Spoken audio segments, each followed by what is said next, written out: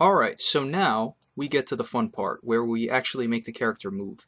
I reloaded the level, that's why it looks like sunset, but that shouldn't be a problem. Nothing changed. When I play, the character loads, he's decently lit, but I can't move. So the first thing we're going to do is set up the controls. So I'm going to go into Edit, Project Settings, Input, and under you can see Action Mapping and Axis Mapping. I'm going to click plus beside the axis mapping. And I'm going to call this move left right. And that's going to be the axis on which the character moves, which is going to be the y-axis, just for reference. And there are going to be two buttons used. One of them is going to be the left button, and the other one I'm just going to click plus right beside the name of my axis that I created. And the second one's going to be the right button. We can actually search them up here. Right, okay. Now as far as scale, that determines the direction on which each button is going to move in the axis. So for left, I'm going to set it to 0.5. And for right, I'm going to set it to negative 0.5. Okay, so those are our movement controls for now. Now I'm going to go into the player BP, which is the blueprint for my character. And I'm going to make sure that I'm looking at the graph here. So the first thing I'm going to do is set up the basic movement. For that, we already created the controls, so we're just going to load them up in here. So move left, whoops, right. And you can see axis event and axis value. This is a float. We don't want that. We want the axis event itself. And here we go. So it should be the same name as whatever you put in your input right here. Okay, so we're going to drag this out and type in add movement input. So I'm going to select that, and okay, so now that they're connected, you can see that it's asking us for a few values. The target is self, which means that it's going to be moving the character himself, so that's already set up for us. World direction, now we got to find that. To do that, we're going to go and get control rotation. Now this is probably going to look a lot like the official Unreal blueprint tutorial for the third person character. So if you've watched that, it's going to be very familiar. Get control rotation, break rotation, because we only want the yaw value. So we take the rotation, which is made up of pitch, yaw, roll, and we just break that so we get the yaw alone. So that way, we're going to be making our character rotate this way only, but not on any other axis. So he's not going to be tilting this way or any other way. Okay, so we're going to select the yaw, drag it out, make rotation. And by default, it's going to be connected to pitch. I'm just going to Alt and click to disconnect them, and then connect yaw to yaw on the other side. Okay.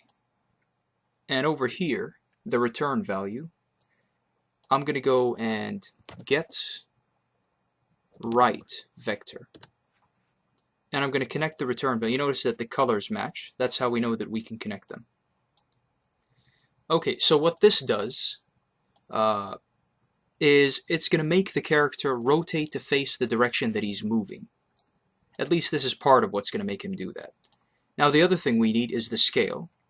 We already have a scale. If you remember in the project settings, under input, move left, right, you can see that there's already a scale set for each button here. So depending on which button we're pressing, it's going to give it a different scale, either 0.5 or negative 0.5. So we're just going to connect these two together, and the scale is set up. We're just going to ignore force for now. And this should be all the logic we need to make the character face his rotation. However, there are a few properties we need to change. So I'm just going to hit play. And you can see that our character moves, but he's not rotating. So that's fine. There are a few properties that we need to tweak to make him rotate with his rotate towards the direction he's moving. So I'm going to go to Components, select the character. Well, you don't really have to select anything here.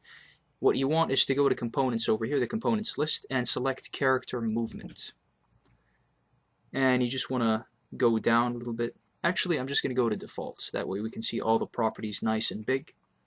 And I'm going to go down to, let's see, we're looking for Character Movement over here.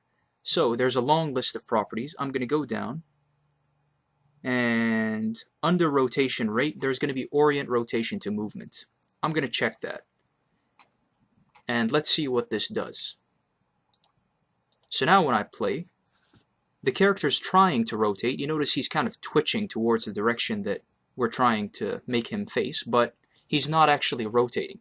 So there's a bit of a problem. Now if I go back to the property that we just checked, Orient Rotation to Movement, you notice in the text, the second line says normally you will want to make sure that other settings are cleared, such as BU's controller rotation yaw. So that setting is the problem right now. So I'm just going to go down and find the pawn section here. You can see use controller rotation yaw, and I'm going to uncheck that. Compile and save, and I'm going to play. So now you notice the character rotates.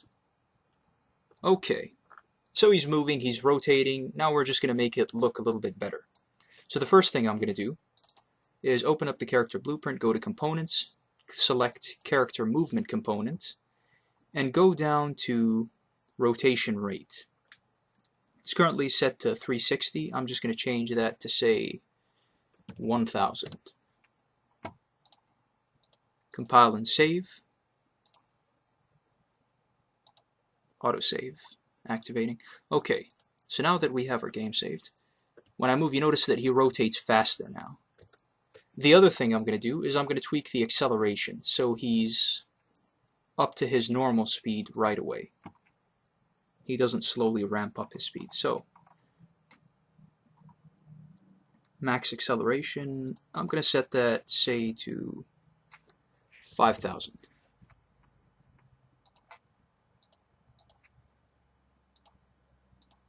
And then when I play, okay. So now the character moves left and right, and he also faces the direction that he's moving. One problem though, when I stop moving, he doesn't stop to face the camera. So we're going to set that up right now. I'm going to go back to Player BP, Graph. So I'm going to select everything here, and I'm going to press C. That way we can add a comment. And we'll call this Basic Movement. That way we're a little bit organized. Now, as far as the rotation, this part handles the character's rotation while he's moving. So we're going to need to set up some logic to control the character while he's not moving. Now, how do we check when he's not moving? We're just going to need to check the character's velocity. So the first thing we're going to do is get velocity. And that's going to give us the velocity for our character. We're going to break this so we can see what it's made of. And now we can see x, y, z. It's a basic vector, a 3D vector. And what we're interested in is the y-axis. Because you notice here, our character moves right and left on the y-axis. So he's moving if he's moving on the y-axis. We don't really care if he's going up or down, if he's jumping or falling. We just care if he's moving on the ground on the y-axis. So we're going to drag that out and then press equal. And then you see here equal float. This is a float value, so we're going to click that. And what this does is it's going to check if the y-axis is equal to 0. Now we're going to grab this red pin here, drag it out, and search branch. This is kind of like an if statement. So it's going to check whatever we're connecting to this, to the condition. In this case, it's going to check if y equals 0, and it's going to act based on whether it's true or false. Now, of course, we need something to activate the branch. So to do that, we're going to need to add an event tick. Now, this thing fires as long as your program is running. Every second, it's going to be activating whatever is connected to it. If you've used Blender Logic Bricks, it's the equivalent of an always sensor. So what happens if you notice there's only one execution pin. What happens if we have more than one branch? Well, we're going to need a sequence for that. We don't have more than one branch at the moment, but we're just going to set this up in case we need it later. Okay, and then I'm going to drag this out and connect it to the branch. So now every logic tick, so many times throughout 1 second, event tick will be activating this branch to check if the player is moving on the y-axis. So what happens if he isn't moving, which means that y is equal to 0? Well, in that case, we just want to make the character rotate to face the camera, which is his default rotation. So I'm going to go over here, show inherited variables. Actually, I don't even think we need that. I'm just going to look up set actor rotation. And we see over here set actor rotation. We're going to load that up. Connect true to it. And it's already set to 0, 0, 0, which is our default rotation, which makes us face the camera. So this is going to be firing all the time while your game is running. And it's always going to be checking whether y, your character's velocity on the y-axis, equals 0. If it's 0, it means he's not moving left or right. He's just standing still, possibly falling or jumping, but that doesn't matter. So if that's true, it's going to set the rotation to 0. I'm going to compile and save and see how that looks. So move right, and you notice now he automatically faces the direction of the camera. Okay, so one more thing. The way he rotates now is a bit too sudden. It's a little bit jarring, so I'm going to make that more gradual. And to do that, we're going to need to use interpolation. So let's just select everything here and give it a comment. Call this reset rotation while idle. Okay, so as for interpolation, it is used to interpolate one variable, or a vector, a float, whatever it is, to move it from one point to another gradually. So in this case, we have a rotation. We're going to use it to rotate the character from his current rotation to the 0, 0, 0 rotation that we want. And we're going to set the speed for that so it's more smooth and natural. Okay, so I'm going to type in interp. And you can see we get different kinds of interpolation: float interpolation, color interpolation,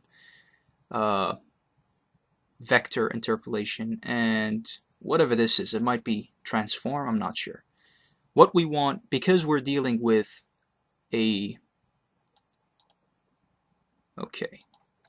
we're dealing with rotation. So interp, R interp is what we want for rotation interpolation. There's constant and then there's R interp 2. We just want this one, not the constant. Okay, so drag this out, move this back, move this in place, and we're going to connect the return value to the new rotation. So this box is where we set our interpolation settings. Current rotation, how do we get that? Well, we just get current actor, current rotation. Get actor rotation, there we go. Okay, and we connect that to current rotation. Now, the value we want it to change to is 0, 0, 0. So that's already set up for us. Now we need two more things: delta time and interpolation speed. Now, where do we get delta time from? It's over here. So what we're going to do is create a variable, call this delta time. Change it over here, change the variable type to float. And we're going to drag it in and select set. So we're going to connect this green pin to this green pin, and this white pin with this pin, and then we're just going to put the delta time in between the event tick and the sequence. So every time event tick fires, it saves the delta time value. So we can use this variable over here, for example, without even having to know what it is or having to keep track of it manually. It's just going to automatically do it for us. So now one more value, interp speed. This is how fast the rotation interpolation is going to happen. So the higher the value, the faster it's going to be. I'm going to set it to 15. Actually, I'm going to set it to 20 and see how that looks. So you remember before, the rotation was very sudden. Now, it's a bit more gradual. Now, just to show that a bit more, I'm going to set it to 3. Compile and save, play, and you can see it's a lot slower. So you can tweak the speed to make it look the way you want. I'm going to keep it at 20 because that's what I think is reasonable. Alright, so now our character moves left and right, and he looks towards the camera when he's stopping. Okay, so I'm going to do one more thing now. I want the character to speed up when I press Shift. So to do that, it's actually pretty simple. We're going to go to Edit, Project Settings, Input. Remember, this is where we set up our controls before. Click plus, expand this, and we want action mapping this time, not axis mapping. And we're going to call this, say, sprint. Sprint input. I'm going to expand this, and I'm going to set it to shift. Now you see there's left shift and right shift. We can actually add both, and this way, whether you press the left shift or the right shift, the sprint will activate either way. Okay, so now that it's set up in our input, we can add it to our blueprint. So I'm just going to set it up over here. We called it sprint input. You can see action event, sprint input. We drag that in. Now, if you remember, I'm going to go back to edit project settings, input, move left to right. If you remember, we had these values here, these scales, set to 0.5. The character in his character movement component has a maximum walk speed of 600. By setting the value to 0.5, we're only using half of that, so we're only using 300 while we're moving. So if we want to go faster, we can change this value, the scale, to make him go faster. And we can actually do that in our blueprint. So here's what I'm going to do. I'm going to go back to our basic movement. I'm going to add a variable. I'm going to call this movement scale. And we're going to set it to 1 by default. So what we're going to do is we're going to multiply this movement scale by the axis value. So if it's set to 0.5 and we multiply it by 1, it's going to be 0.5. So the speed is the same. But what if we set this to 2? Now the axis value is going to change from 0.5 because we multiplied it by 2. It's going to be 2, right? Sorry, it's going to be 1. So it's double the speed. The maximum value an axis value can have is 1. You can't make it 1.3, for example. It's not going to go any faster. Okay, so we're going to move this in here. And we're going to get this time. And we're going to go over here, drag out the axis value. And I'm going to type in star for multiplication. So float times float. That's what we want. And on one of the pins, the axis value is connected. On the second one, we're going to connect the movement scale. So now we're going to drag this pin here, the result, and we're going to connect it to scale value. So this is going to replace our initial connection between axis value and scale. So now we get the axis value, we multiply it by the movement scale, and then we feed that into the movement input. So it's set to 1 by default, which means that the movement doesn't change. This is where we're going to change the movement, here near the input action, sprint input. Okay, so we're going to drag in movement scale. Remember, this is the property that we multiply our axis value by, and we're going to set it. And I'm going to drag it again and set again. So when we press the sprint button, we want it to be set to 2. So then, when I press the sprint button, the axis value is going to be multiplied by 2, so we double the speed. When it's released, we want it to be set to 1. So when it's released, the axis value is going to be multiplied by 1, which is not going to affect the speed at all. And that's going to be the sprint input.